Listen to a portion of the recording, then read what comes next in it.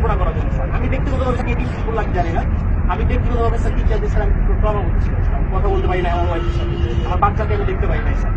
আমি এক প্রকার মানে লুকিয়ে আমি চলে গেছি, এরকম একটা পর্যায়ে গেছি স্যার। আমাদের এই যে অধপতন স্যার, বাহিনী হিসেবে যে পরিচয় দিব আমি পুলিশ, এই পরিচয় দিতে স্যার ভয় লাগে, লজ্জা লাগে স্যার। একটা বাহিনীর ফোর্স হয়ে যে আমি নিজে পরিচয় দিব, আমার নিজের লজ্জা লাগে। আমাদের আমি একটা ছোট উদাহরণ দিই স্যার, আমি আসার পর যতটুকু দেখছি, এই যে জাতীয় সংসদ নির্বাচন শেষ যে নির্বাচনটা হয়ে গেছে স্যার, এই নির্বাচনে একক যে নির্বাচনটা হয়ে গেছে, পুলিশকে ব্যবহার করে যে নির্বাচনটা হয়ে গেছে, নির্বাচনে সারা বাংলাদেশে এককভাবে মামলা হচ্ছে স্যার। কিছু মামলা গায়েবী মামলা, যে মামলা কোনো ভিত্তি নাই, এই মামলাগুলো আমাদের কি দিয়ে করাইছে। সাধারণ জনগণ যারা আছে, বিএনপি যারা আছে, জামাত, যে কিছু জানেই না, তাদেরকে আমাদের গ্রেফতার করা লাগছে স্যার। জনগণের মধ্যে আমাদের যে শত্রুতা দৈরাত্ম সৃষ্টি হয়েছে স্যার, এই সাম্প্রতিক সময়ে একটা বিষয়টা কেন আমাদেরকে নির্দেশনা দিচ্ছে যে এলাকায় কোনো বিএনপি জামাত থাকতে পারবে না, এলাকায় কোনো অন্য ভিন্ন ধর্মাবলম্বী কোনো কিছু থাকতে পারবে না। আমার এসপি স্যারকে তো আর মানুষ জানে না যে এটা আমার এসপি স্যারের কমান্ড ছিল, আমার ডিএজি স্যারের কমান্ড ছিল, এটা তো মানুষ জানে না। মানুষ জানে যে এটা আমি একজন সাব ইন্সপেক্টর, আমি এটা করছি। সন্তোষ নামে একজন সাব ইন্সপেক্টরকে মেরে ঝুলাই দিচ্ছে। রাখছিল কি, সাম্প্রতিক সময় যখন প্রথম আন্দোলন শুরু হলো স্যার, সেই আন্দোলনে একটা গাড়ি ভাঙচুর হয়, সেটা সরকারবাদী একটা মামলা হয়। সেই মামলার আয়ু ছিল হচ্ছে সন্তোষ, যাকে স্যার এটা জানানোর পরে অনেক প্যাথেটিক একটা ঘটনা স্যার, আপনার যে দেখছেন হয়তো স্যার, এখানে আপনাদের বিষয়টাও স্যার এখানে আসছে, আমরা সবাই এটা জানছি। তো এইরকম স্যার অনেক বিষয় আছে স্যার, আমরা কথা বলার কোনো সুযোগ থাকে না। আমরা চাই স্যার এই বাহিনীটাকে স্যার, এই যে রাজনীতিকরণ, এই রাজনীতিকরণ থেকে আমাদের দাবি দেওয়ার প্রধান যে বিষয়টা, সেটা হচ্ছে আমরা রাজনীতিকরণের মধ্যে স্যার থাকতে চাই না। আমাদের স্যার এখানে কর্মবিরতি চলমান আছে স্যার, আমরা কর্মবিরতি নিয়েছি সারা বাংলাদেশে একই অবস্থা স্যার।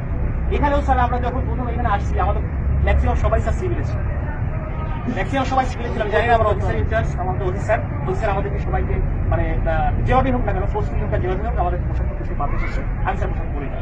তার মানে স্যার এরা যে আমি চাকরি করবো না, আমি একটা এডুকেটেড পার্সন স্যার, আমি ফিজিক্সে মাস্টার্স করছি ঢাকা কলেজ থেকে।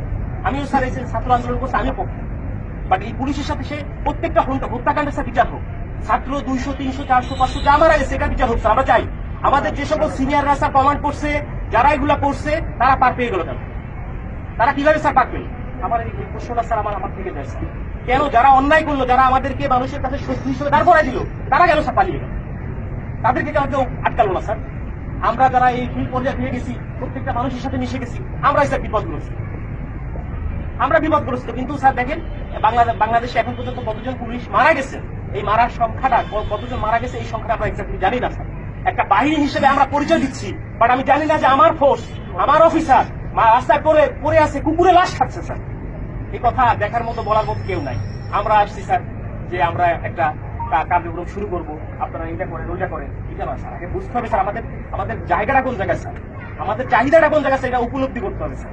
আপনারা আসছেন স্যার, আপনারা এই ক্লান্তি লগ্নে স্যার বাংলাদেশ সেনাবাহিনী সবসময় আপনারা বাংলাদেশের সাথে ছিলেন, ওতপ্রোতভাবে জড়িয়ে আছেন স্যার। আমরা চেষ্টা করি স্যার। এখন আমার বন্ধু বান্ধব অনেকে আছে যারা আমাকে নিয়ে ঘৃণা করতো, আমাকে খোঁচা মারতো, পোক করতো, তারাই বলতেছে যে না দোষ চলে কাজ কর, শুরু কর, উপলব্ধি করতেছে স্যার। বাংলাদেশে সর্বপ্রথম স্বাধীনতার যুদ্ধে বাংলাদেশ পুলিশ রাজারবাগে যে প্রতিরোধ গড়ে তুলেছিল, এটা তো অস্বীকার করার স্যার কিছু না। সারা বাংলাদেশের পুলিশের অবদান স্যার, অনস্বীকার্য অবদান, এটা অস্বীকার করার কোনো সুযোগ নাই। কিন্তু এই যে দলীয়করণ, এই দলীয়করণটা স্যার আমরা চাই। আমরা দলীয় কোনো করণের মধ্যে আমরা থাকতেই চাই না স্যার। আমাদের প্রধান পয়েন্ট হচ্ছে এইটা, আমরা চাই পুলিশ একটা নিরপেক্ষ স্বচ্ছ বাহিনী হোক।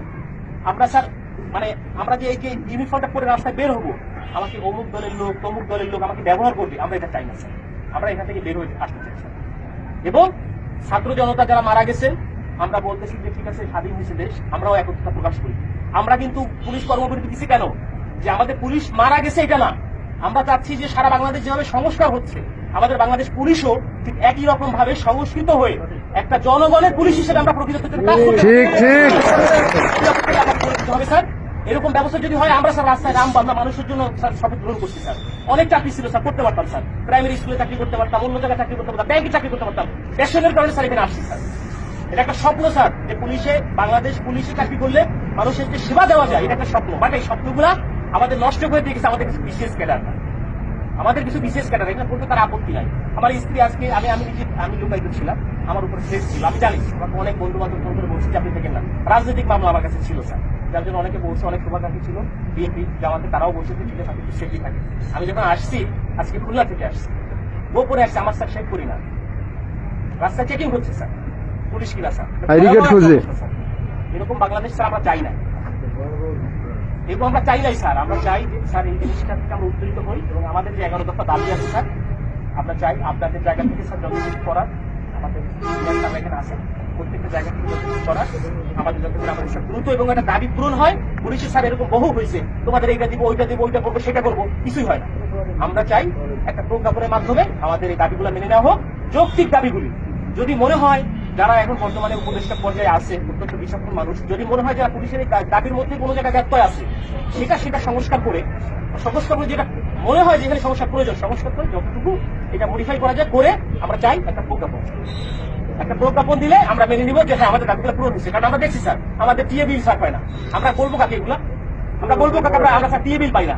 আমার কাজ করতে আমার পকেটে টাকা দিয়ে, আমার পুলিশিং মিটিং করতে, আমার ব্যানার করতে আমার নিজের টাকা থেকে, আমার ব্যানার করতে আমার নিজের টাকা থেকে, আমার এই করতে হবে, সেই করতে হবে, উঠান বৈঠক করতে হবে, সব আমার নিজের টাকা করতে হবে। কেন? আমার বেতনের টাকা স্যার আমি কোনো জায়গায় খরচ করতে পারবো না। এক কথায় শেষ। সরকারের প্রতি কাজ করতেছি, সরকার আমার বেতন দিবে, আমি আমার পরিবারের পিছনে ব্যয় করবো। আমি কেন আমার নিজের টাকা দিয়ে আমি ব্যানার করে কেন করতে যাবো? এটার জন্য আমার বাজেট থাকবে না? অবশ্যই বাজেট থাকতে হবে। আমার মাসে প্রথম 10 তারিখের মধ্যে আমার টিএ বিল দিতে হবে। আপনাদের বাহিনীর স্যার দেয় কিনা আমি জানি না স্যার। এই সুবিধাগুলো কি আপনাদেরও কি এরকম শুধু কমিটমেন্ট করে কি স্যার আপনাদেরকে রেখে দেয় কিনা আমার জানা নাই স্যার। আমি যথেষ্ট মানে অনারের সাথে বললাম স্যার, কিছু মনে করা দরকার, অনেক কষ্ট স্যার আমাদের মনে, অনেক বড় কষ্ট স্যার। এখানে যারা আছে সবাই বলছে যে কথা বলতে হবে। এখানে স্যার আরো কষ্ট স্যার। এখানে আমরা কর্মবিরতি দিচ্ছি, আমার ভাই একজন কনস্টেবল স্যার কি ক্ষমতা থাকে, একজন সাব ইন্সপেক্টর কি ক্ষমতা থাকে স্যার। আমি তো স্যার মানে বোকার সঙ্গে বোকার মতো করে স্যার আমাকে নাঙ্গল আমার ঘাড়ে চালা দিয়ে যেভাবে স্যার দিবে আমি সেভাবে চুষে আনি। এটা তো সাধারণ মানুষ বোঝে না। সাধারণ মানুষের সাথে আমাদের এই যে ফিল্ড পর্যায়ে যারা কাজ করি আমাদেরকে